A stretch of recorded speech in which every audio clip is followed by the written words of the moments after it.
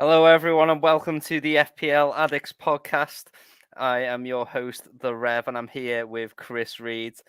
Welcome to the pod where we are going to review the game week that has gone behind us.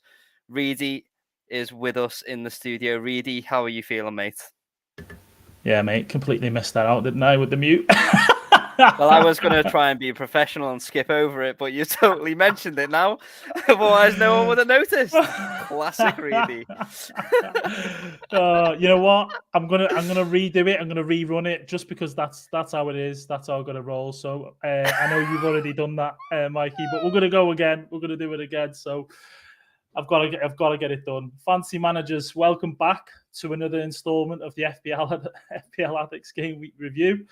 It's Reedy and the Rev here, bringing you all the latest about Fancy Premier League. There we go. I've got it done. I needed to do that just for my own thingy. Peace of mind. You didn't hear it the first time. Reedy's gone and said it again. So thanks, mate. Brilliant. What a way to start on a Tuesday, Rev? Yeah, as if there hasn't already been enough drama this game week. The way we've kicked off this pod already has been full of action for sure. So if you're new around here, make sure you give our podcast or video some love with a like, rating or review on podcast as well as a subscription. So that would be great. Quick shout out and thanks to Ollie and Ellie for helping out and basically stepping in for me and Rev last week. You boys were class. But over to the blue corner. Rev, are you good, mate?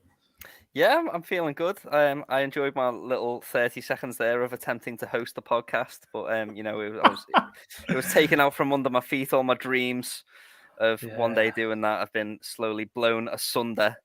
It's nice to know, though, even though you're on the blue side and I'm on the red side, I mean, as you said, it's nice to know you've got me back, mate. Thank you for that. Yeah, no, I do have you back. And speaking of the red and blue sides and Merseyside, what a game that was, mate. Has your heart rate come down? Because I know mine hasn't. Yeah, I mean, I've just about sort of got over it because it wasn't the best Liverpool performance again. Didn't look 100% comfortable, albeit, your lads put in a compact and sort of solid defensive game, and it was hard to break down at times. So, yeah, my heart rate is relaxed now. I mean, before the game, I'll admit, I was nervous, getting a bit nervous. But yeah, back to normality now. I'm glad we don't play you every week. I'll say that much. I mean, I've got to say, I wish we would play like that every week. I think between Michalenko and Tom Davis did a real job on keeping Mo Salah really quiet. I thought they were a real credit to the shirt there. But speaking of good defensive performances, and also particularly for FPL, I think FPL managers across the world would have been looking at that result and going, 0-0, finally, Robertson and Trent are going to give me a return. And Klopp with some football banditry taking off Trent Alexander-Arnold about, was it 55 seconds before the clean sheet threshold? I think so, yeah. So obviously I know there's a few discussion points we want to go through. That's certainly one of them. Yeah. That was not expecting that, especially in that sort of high stake, well, not high stake of a game, so to speak, but one of the legendary games of the Premier League and even previous to that. So TA and Robbo situation for FPL managers, absolute nightmare. What a nightmare. Absolute nightmare for people like that. Right. It's almost sort of Pep-like, with that sort of thing. We've seen him do that before, but for Klopp to do it, anyone who's not a Liverpool supporter just probably hates him even more now. Yeah, man. Yeah, but Salah blanked as well. Salah blanked as well. And that's there's another. been and this has been a point for me that's been blown out of proportion. I think whilst Tom Davis and Mikalenko did try and do a number on him to try and keep him quiet, that didn't stop him from creating a few chances. That didn't even stop him from coming like centimeters away as he hit the post. Also, Jordan Pickford had an absolute worldie of a game, and some of the chat around Mo Salah is, are people gonna move off him now? Are people gonna sell him? Some people, I don't know. Chat, let me know what you guys think, because I am personally bewildered as to the fact that some people are selling Salah right now, when he's basically the GOAT. He is creating chances, and I just think he's been unlucky. So he's not even been unlucky. Like, he's been good. He's had 5 attacking returns in 6 games. You can't really ask for much more than that from an FPL player. But there we are. Reedy, what are your thoughts, mate? What are you going to do with Salah? I mean, speaking of Salah, he's the second most transferred out player of the game week so far, and so on. Even Trent's on that list, and we all know what kind of happened with Trent Alexander-Arnold in the Bournemouth fixture. So it's a risk. It's always going to be risky with a player like that who's been, in Salah, who's been so prolific, so amazing in getting people returns in FPL, being a perma captain, and so on. So the Salah blank, he was still in the mix. He still got chances. I know he wasn't clinical, or first half he was definitely off it 100%.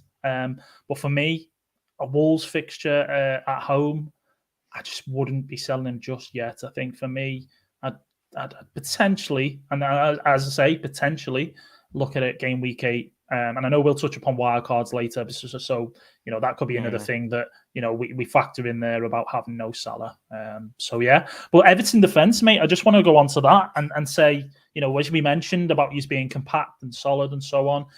Did you like what you saw with that defense? I've got to say, as an Everton fan, it's been really difficult for me over the past 2 years. I haven't played with essentially no recognised defensive midfielders for about 2 years, and it says a lot about Everton's recruitment when we, replace Idrissa Gana Gueye after 2 years with Idrissa Gana Gueye.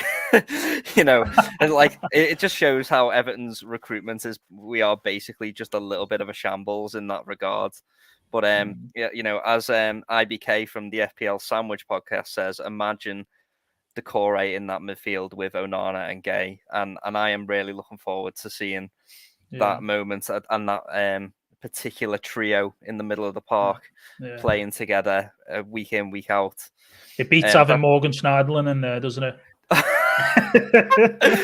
Oh my goodness, yeah. We've had some pretty shocking so-called defensive midfielders over the past few years, and there is a small ray of hope for Everton fans. We looked solid defensively. I think Nathan Patterson, what a player, mate. Really for great 4.1 mil as well for your fantasy football teams. Like, my hot tip of the week was to suggest that we as managers should be thinking about moving forward towards a 3-4-3 formation, because there's such a lack of defenders, but there's also an abundance of strikers right now. And if you want 2 enablers that are going to help supplement your bench, then you could do a lot worse than going for Nathan Patterson and what's his name from Nico Williams? Yeah, Nico Williams. Yeah. And you could do a lot worse than them. They're both 4.1 million. Just if you're looking to change your team structure around, get those to him and invest the funds where the points are. Yeah, well said, mate. Well said. And we don't want to hog the limelight too much in terms of Everton and Liverpool in the derby, because there was a lot of other games, and there was some absolute action going on in the Premier League and FPL and so on. So just to finally sort of close this one off, who had the best chances in your opinion, mate, out of the Everton and Liverpool? It's kind of hard to say without a little bit of bias, but for me it was one of those games that, like, the fact that it ended 0-0 was a joke. It could have been 3-3. you know, with both teams like hitting the woodwork, both teams creating chances. I think you guys were better holding possession, but I think when we did have the ball, what little we did have of it, we looked really good and maybe even more threatening at times. So yeah, it was one of them. It was just end-to-end stuff. Awesome, mate. Awesome. You know, I'm not going to kind of like be too team bias because of the Neil Mopay one for me was an unbelievable chance. He should have scored that. No two ways about it. The Tom Davies one a bit trickier. Maybe you'll give him the benefit of the doubt, the outside of the foot and so on. But the Neil Mopay one for me was the one that he should have been scoring every other day of the week. So yeah. I mean, Diaz hit the post, obviously, and Nunes had a chance, and there were some great chances. And I just think that the keepers, much of some of the story of the weekend, actually, in terms of the keepers coming out on top and being the guys who are, you know, stepping up to the plate, so to speak. But moving on, to United vs Arsenal on the Sunday, the last kickoff of the weekend. You know, first and foremost, Marcus Rashford. Yeah. What do you think of this guy, Rev? I think he's emerging as a real potential option, isn't he? I don't think he took his goals massively well, but at the same time, he worked hard to get himself into those positions. I think there was someone in Twitter as well who said, you know, for the first assist for Marcus Rashford's goal, there are only 3 players in the Premier League who can play the pass that Marcus Rashford received, and 2 of them play for Man United. So, you know, the first one is obviously KDB can play that pass, that through pass into Marcus Rashford. The other 2 are Eriksen and Fernandes, and they are playing right behind Marcus Rashford. So he's going to get chances. He's going to get chances. He's going to get loads of them. And with Man United's fixtures turning, I think he's a definite option. He just needs to take it well, though. He needs to grow in confidence a little bit more. He still looked like he was recovering from the last season and a half of drought. You know, he kind of had that on his shoulders still. I think from a finishing perspective, maybe not the cleanest of finishers, but I like the fact that he's getting into them positions, and I like the fact that he looks fit. He doesn't look like he's sort of lacking in pace and so on. But as you said there, in terms of making the passes, and you know, there's not many players that can kind of do that. And the recruitment of Christian Eriksen, and then having Bruno Fernandes already in their ranks, I think it's definitely going to be huge benefit for Man United. And they played the right way against an Arsenal team that were very aggressive, pressed, and so on. And that counter-attack was exactly the right thing to do. For United. I think Man United just matched them so well with just pure aggression. And the thing for me about Arsenal is they obviously were 100% going into this game, and I look at that team and I see a really young team. I see a team without a lot of experience, and it's going to be a real test now for Arsenal to see how they take their first defeat as a team. You know, they were straight away into the cauldron of Old Trafford, 3-1, and they were battered. To be honest, physically as well. So mentally for them, it's going to be about whether or not they're going to be able to get up from this. And also, Arsenal's fixtures going forward aren't looking amazing. So, you know, I'm going to be keeping an eye on Arsenal assets in my FPL team personally, because, you know, if Gabriel Jesus blanks again, then we've got some great options. You know, I can go to Isaac from Newcastle. I can go to Mitrovic.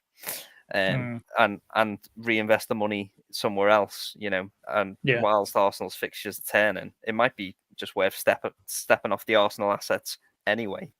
Yeah, it's a very, very valid point. I mean, they've had it. You know, all fine and dandy with the fixtures at the beginning of the season. You know, they've won those games, which you would have expected them to. You know, they got a bit of a challenge on Sunday against United, who've looked good defensively over the last, since the Liverpool game, realistically speaking. So, you know, that's been huge for them. Man United seem to be hitting some form, and, you know, there's some potential assets to kind of look out for. One we've mentioned, which we'll probably go back to later. But yeah, all in all, really, United fans will be happy with that win, and you know, they're climbing up the table, which pains me to say anyway. I know Jack will be Jack is obviously loving life with that one, so we won't speak anymore about that. That's fine. But yeah, going on to Brentford Leeds. What a game! High scoring game. 5-2. So much Incredible. action.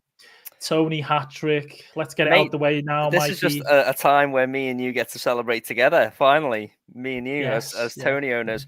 But the problem is that I never said on a podcast that I was going to captain Tony.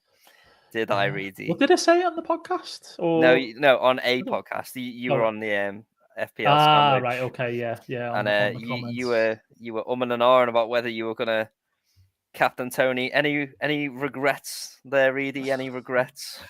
You know what? No regrets. Just because more relief that I had Haaland captain and he actually played. So having Tony was still fantastic. Yes, I could have got the 17 points extra, but I had Haaland as captain. So that was a bit of comfort, I suppose, on the back of not captain and Ivan Tony, whose goals were just amazing. The free kick, especially for me, was the best goal out of the lot.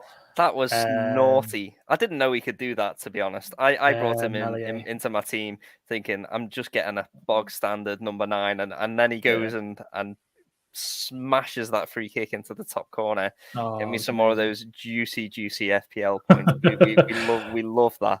Yeah, I've got to actually give a bit of credit to Elliot, who's also got him in our podcast. So he's in the league as well. And also a friend of mine there, Eben, in the chat is also a proud Tony owner. And to be fair, as far as FPL goes, it was a really low scoring game week. So if you had Tony, he probably rescued your whole score. Yeah, the big at the back. He did for me. Yeah, that's it. The big at the back certainly didn't do well this week. And it was more about those midfielders and if anything, the strikers are thriving at the minute. So they seem to be where the points are at. Leeds. Speaking of midfielders, Sinistera looking like he's come in for the injured Rodrigo there, getting his goal. Looked good as well. Yeah. I thought he was looking quite dangerous, looking quite lively. So, if people have still got Rodrigo in their team and they're still looking to ship him on, you could either go to someone like a Marcus Rashford or you could go to Sinistera. I would personally say a player to avoid from the Leeds attack is possibly Harrison.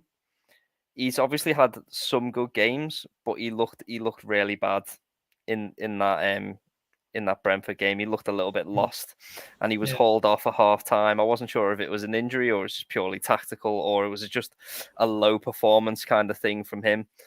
But just one of them, because I know some people have been jumping on Harrison. I prefer Aronson myself, the winger from the States.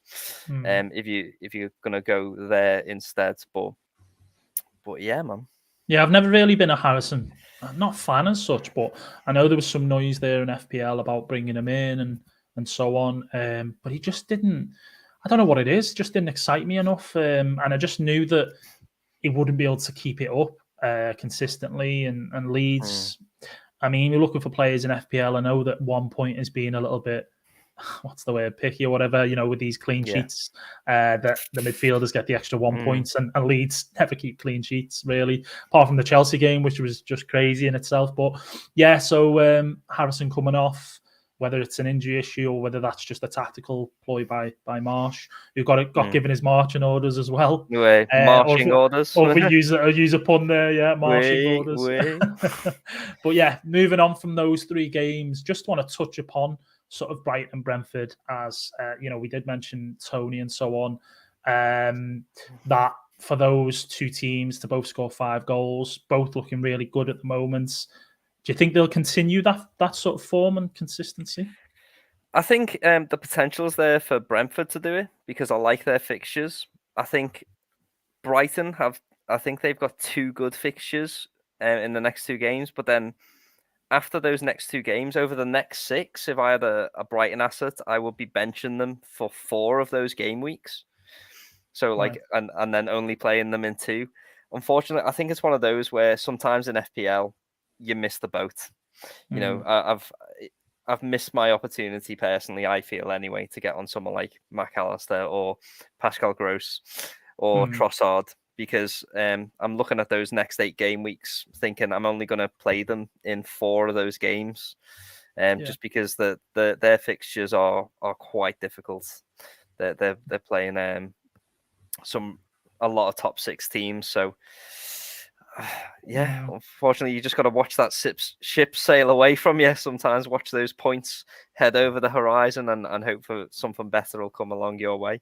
Yeah. So to kind of like to wrap that up, so to speak, is you think that if you've got Brighton assets, you kind of keep hold for these next 2, but it's not a case of bringing any of those assets in from Brighton or Brentford. Yeah. Yeah, exactly. Cool. Fair enough, bud.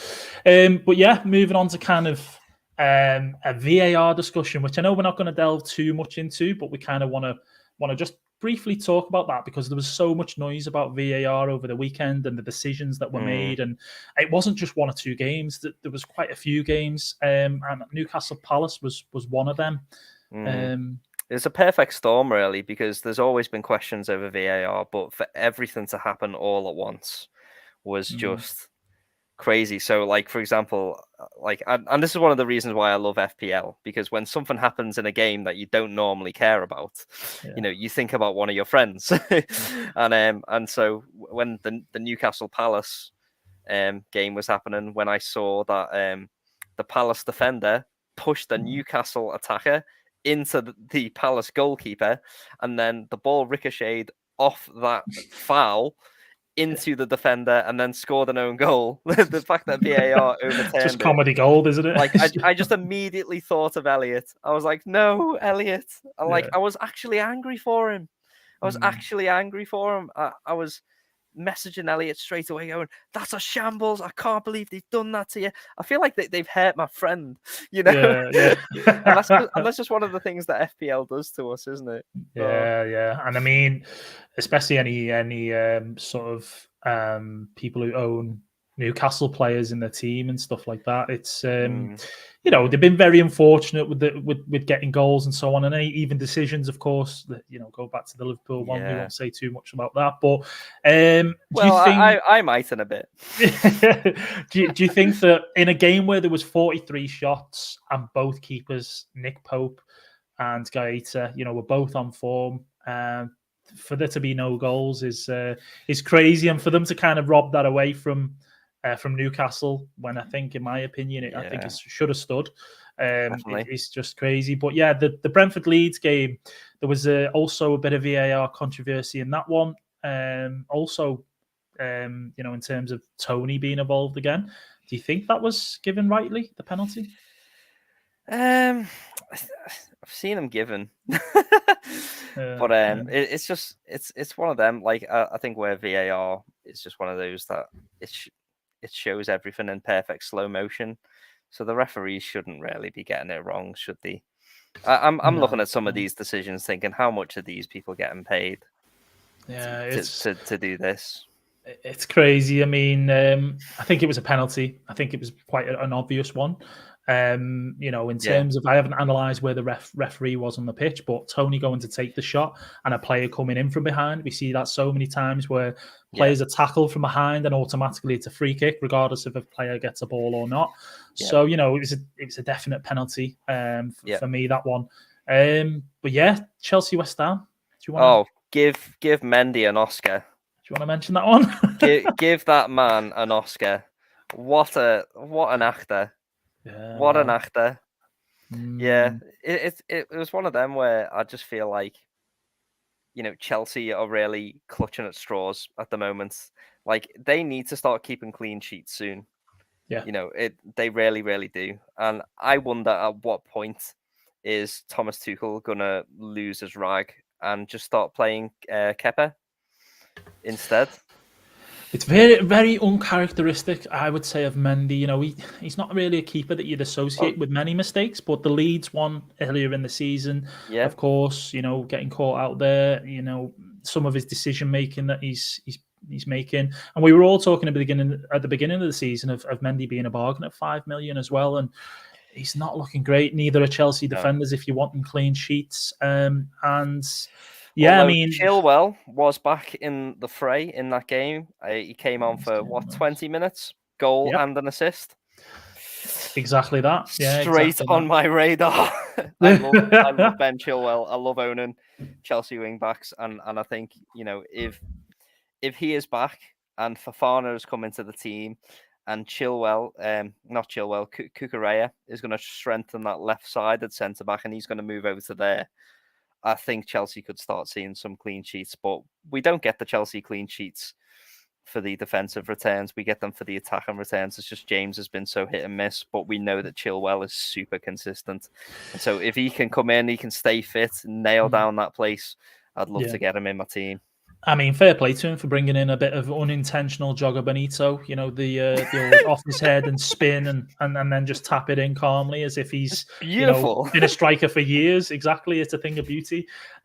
So yeah, I mean, I think the Chilwell one. I think I'll put him on the list to kind of touch upon assets wise, and we'll discuss maybe as to why you could bring him in. Although Chelsea defenders, most people would say they're maybe an avoid for now.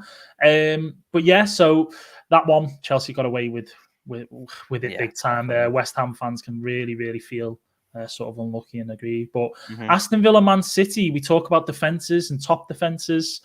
You know, what's going on with Man City, Rev, at the moment? I just think they are playing so aggressively in attack, you know, and teams don't create many chances against Man City, but if they do manage to create a chance, it's normally a big one because of how far up the field Man City have been pushing. So, Man City they really desperately need to figure out how to not get hit on that counter, because I do feel like Aston Villa, they took that moment really well. They really punished. Should it have stood the Coutinho sort of goal, if you like? Definitely. Of course, it should have stood. I have got no idea why the referee was blowing his whistle. Does that make Coutinho a good FPL asset? No. No. I think he's a bit of a shocking FPL asset. But what it does say is that gods do bleed. And Man City are vulnerable, and they have looked amazing so far this season, but they've had a couple of results where you think maybe perhaps there is hope for someone to give them a proper challenge this season. And I think everyone's expecting Philip to come back in and solidify that defense and so on. I mean, you look at Liverpool; they've had their normal back three. Same with City, normal back three, and just one of those, one player missing kind of thing. But I think that's not an excuse, and I think the Coutinho sort of goal should have stood. Looked absolutely fine to me. He was onside and so on. So, there's a few teams from a VAR perspective that have been shafted, you could say. And finally, the Everton-Liverpool game, we've kind of come full circle from the game weeks that have featured. But I know you want to talk about two things. Was it two in particular? Yeah. So I think personally that the Connor Cody goal, which I celebrated like an absolute wild, feral human being, it was offside. It was offside, unfortunately. There's been some shocking images of people just going, and just placing a line and just like not considering the fact that it's like at an angle or anything like that. And they've gone, oh, look, no, it should have definitely been onside. Like, that is just confirmation bias in full flow. Like, some people definitely only see what they want to see. But, I can admit as an Everton fan that the goal that we scored, it shouldn't have stood. And fortunately for you, it was correctly called off. But one of the things that should have gone to VAR but didn't for me was the VVD challenge on Onana.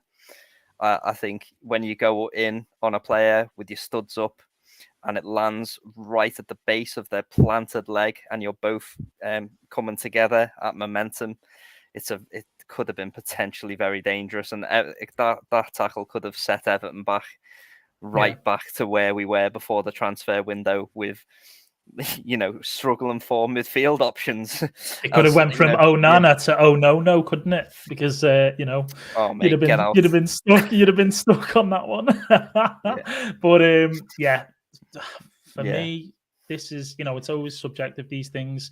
In terms of slow replays, they always look worse. I think I have to agree with the rule that they do have in place that if it is below sort of the ankle, it's more the foot. I do agree, because otherwise people's toes will be getting stepped on and they'll be giving red cards for them.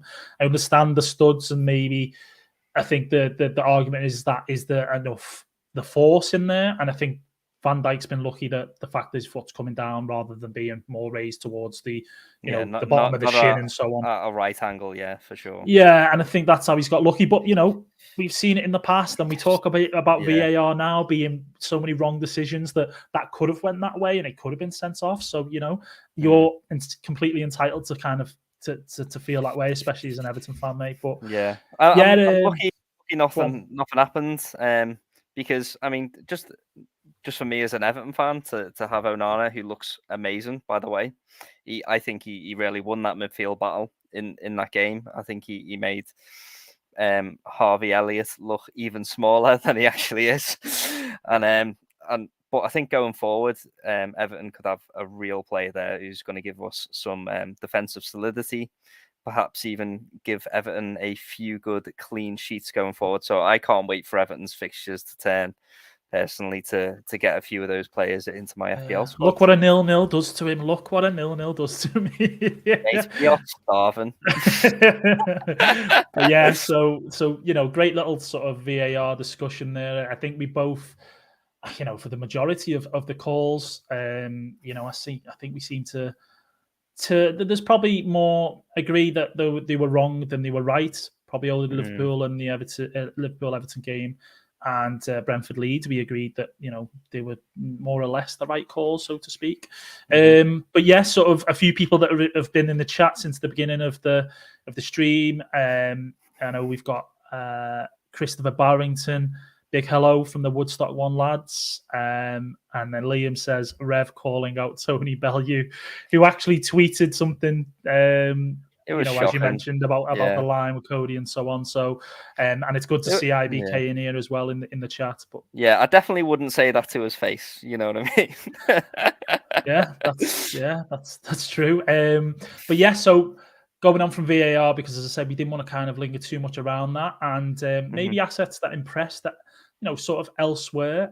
We have gone over the sort of Brighton, United, Brentford, but we'll even throw a couple in there, the likes of Pope from Newcastle and Chilwell. So McAllister, been really good lately. What a hit! If the net wasn't there, that would still be going into the sky right now. Certainly the way would. Like, I know it's like an old adage, but you know the phrase, like, he'll never hit a cleaner strike in his life. Yeah, I've played football like my whole life since I've been about like 14, and I'm about 34 now. And I've never seen anyone hit a ball like that. Not in my whole life. It was sweet, wasn't it? It was clean. Great goal. So great clean. Goal. Great technique. And he's on penalties as well, which is one of the big things.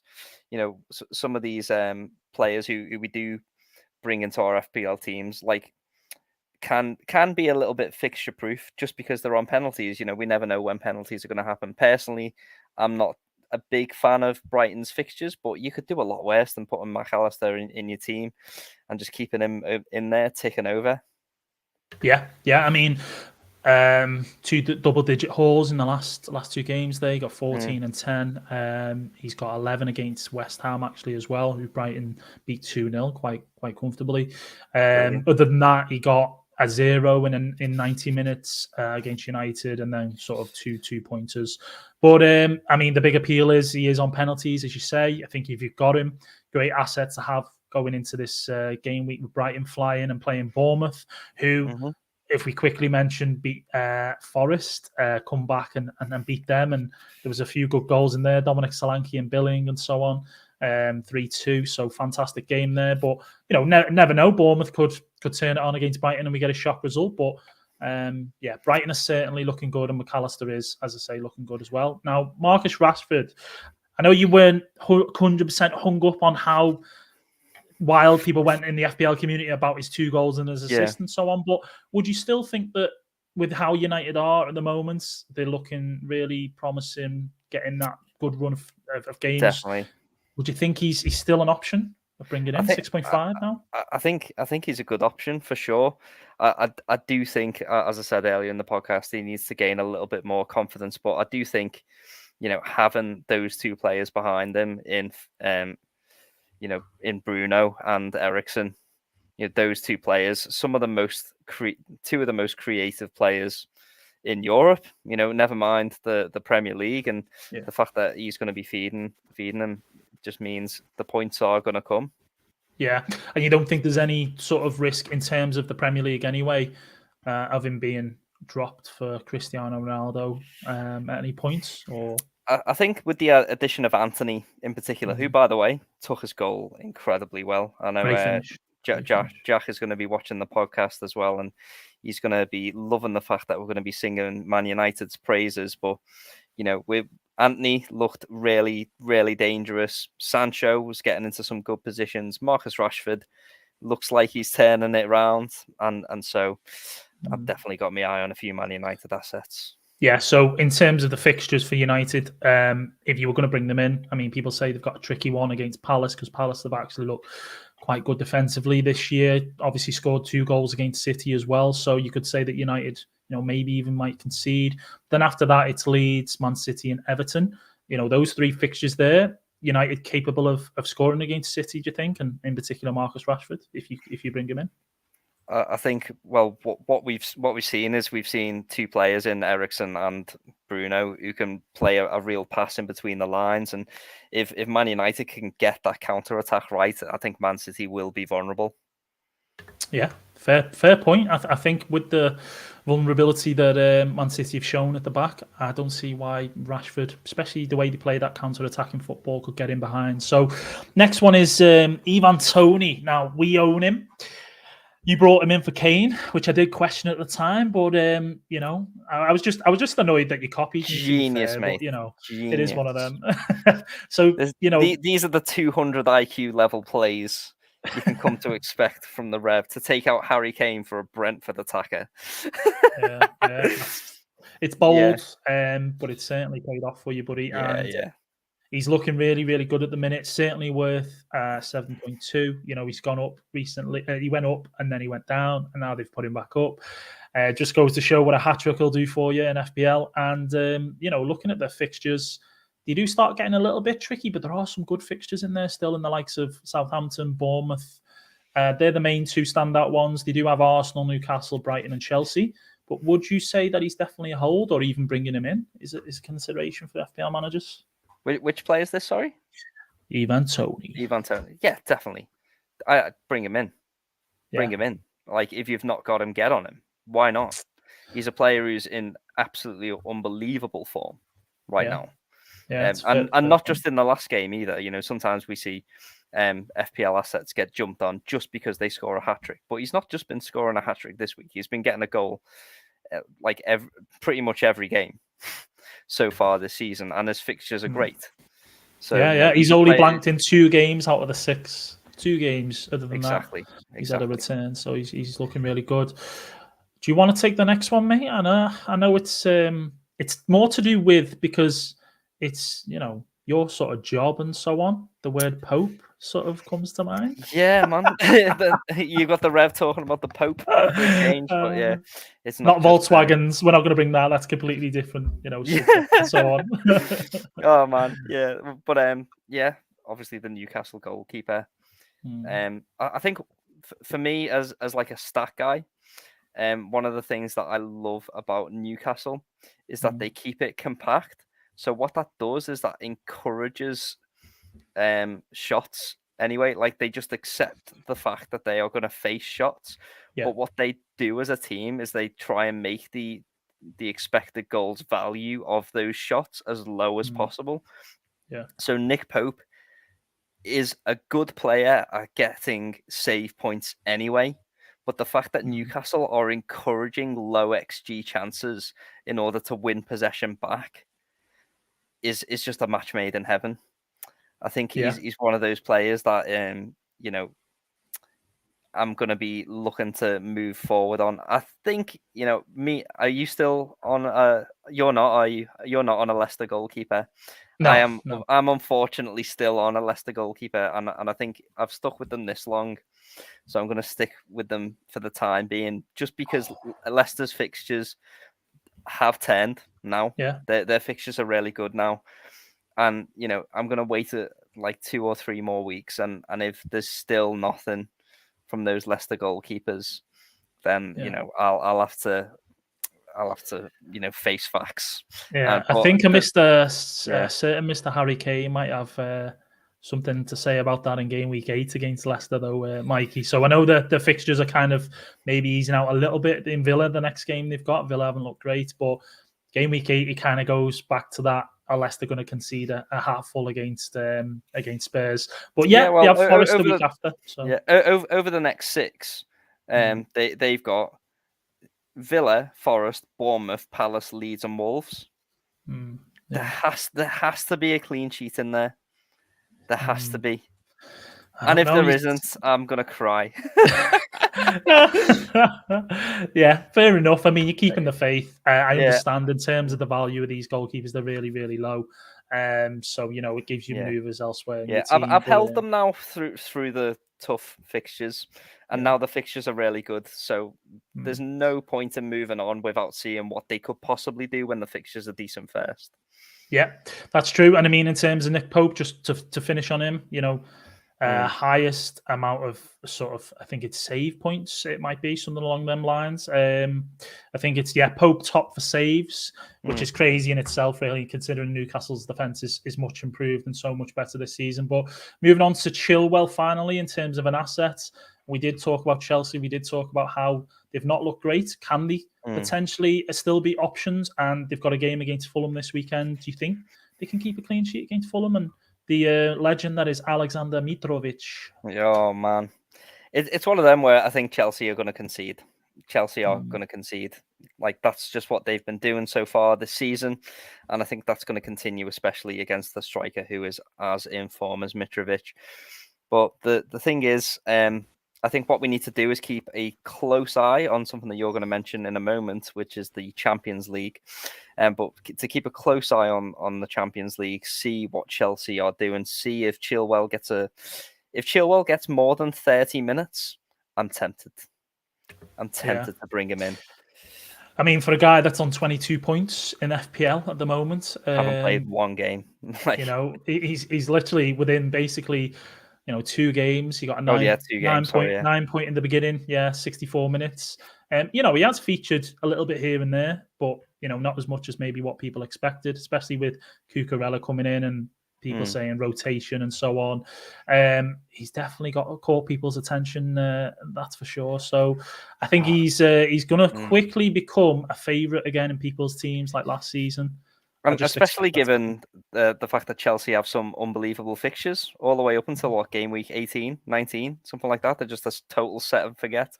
Great fixtures coming up. If these players can nail down their place, can stay fit, then absolute no-brainer. Yeah, fair enough. I think we've covered enough probably in terms of what players, and maybe talked about Brentford and Brighton quite a bit. So we won't go back into them, but we've covered about VAR in this sort of stream. We've covered about the players that have looked amazing, maybe players to jump onto for this game week. Is there anyone sort of in particular that springs to mind, Mikey, that you might think is a differential for this week? And I mean, you can have a look at the fixtures. Anyone that maybe that you think that you could just pick randomly? I'll put you on the spot a little bit there. A bit of a differential for this week. Differential, yeah. I think possibly McAllister is a great shout. If you were looking for like a 1 week punt, because what people could do is they could bring in McAllister for the next 2 games, and then they could dead end into a wild card and then take him out when those fixtures turn. So if you were looking to bring in someone just for 2 weeks and then wild card them out again, I think you could do a lot worse than McAllister. That's a fair point, in terms of wild card being around the corner for some people from game week 8 as well. What's a wild card, mate? It's a wild card. We've used ours in game week 2, so we won't talk about that too much. Absolutely spaffed ours. Yeah. Yeah, it's not an option for us basically, but we did that setting our team up for those sort of weeks anyway. So I'm looking good for it. Yeah, I think we're both still on like 3-4-3s, which is where the meta is heading. That's where it's anyway. So exactly that. So we've kind of got a bit ahead of the curve there. So yeah. I'm gonna say for a 1 week differential or sort of punt, I do like the look of Sinistera for Leeds. I like what he's proved so far. I think a home fixture against Forest, and I think he's an affordable price as well. That could be the guy to go to. And I think as well as that, Leeds, although they've got United next week, they play Villa the week after. They've got some decent fixtures, so that's that one for me. But a quick mention of the up and coming Champions League. So if you love your fancy like us, what's that? What's Champions League? I'm an Everton fan. What is it? Oh, sorry, I don't know what it is, mate. Yeah, I didn't mean to. I didn't mean to sort of, point that out too much. But yeah, Everton, Europa League, right? With the United? No. Mate, we almost got relegated last season. What are you smoking, bro? Yeah. So moving on from that, though, if you do love your fancy like us, then check our UCL fancy football. It's back. First group fixtures start today. If you want to get involved in our free entry league, check out our link tree or our website for details. But keep an eye out on the updates on FPL Addicts socials for game week 7. And if you haven't already, make sure you subscribe to the new YouTube channel. Link is in the caption below, just down there. And we'll be back on sort of for the game week 5 preview. So more than likely tomorrow for that one. But I'm looking forward to the Premier League. Well, I'm looking forward to the Champions League. Sorry about that, Mikey. And I'm looking forward to the Premier League as well because it's fully taken off now. So I did say game week 5. Sorry, I've just realised game week 7. I meant. See what I mean? There's so much happening at the moment. How time flies. We've gone back. We've gone forth. But game week 7, I meant for the up and coming. But yeah, thanks to everybody for watching and listening, and hope you enjoy the Champions League and looking forward to the Premier League this weekend too. Take care, everyone. Bye for now.